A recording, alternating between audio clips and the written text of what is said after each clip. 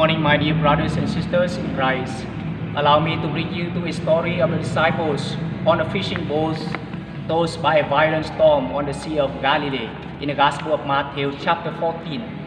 They were afraid, even being terrified by the storm. But then they saw a man walking towards them on the water, and the man spoke, "Take courage, it is I, do not be afraid." At these words, all fear was disappeared from their hearts, for they know it was Jesus. Then the wind stopped when Jesus got into the boat. Brothers and sisters, in life we have many fears and doubts, especially in this time of crisis. We fear our own death and the death of our loved ones. Then we doubt eternal life God has promised us. We fear the loss of health, jobs, security, success, and reputation. Then we doubt our own ability and God's power in our life. We fear the unknown things, what will happen in the future. Then we doubt God's presence in our life, and so on and so forth.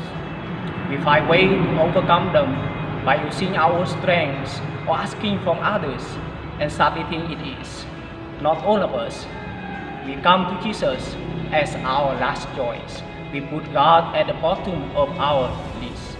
Brothers and sisters, remember that the wind stops, the sea obeys, and the fear of the disciples disappeared when Jesus gets into their boat. And those in the boat worship Jesus, saying, "Truly, you are the Son of God." In our prayer life, my brothers and sisters, we often expect Jesus to take away our difficulties and problems, but God sometimes does otherwise. He will go towards us and get into our boat. He will accompany and journey with us through fears, doubts, and crises. He only asks us to trust Him and allow Him to enter our life. Then we will see His mighty deeds. Friends, when things around us feel heavy, our souls seek calm among the storms, safety from fears, and peace among chaos.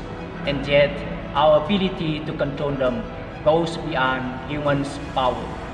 Let us go to Jesus in prayer and invite Him enter our boat of life. Having Jesus at our side on our journey, then fears, doubts, and difficulties will be cast out. Our Holy Mother, Saint Teresa of Jesus, in her prayer she prayed, and I quote, "In distress I had never had a single vision. Thy works alone were enough to remove it and give me a perfect peace. Be not afraid, my daughter, it is I will not abandon you. Fear not." End quote. Brothers and sisters, love prayer is our inner strength and a weapon to face obstacles in life. May God bless us all. Amen.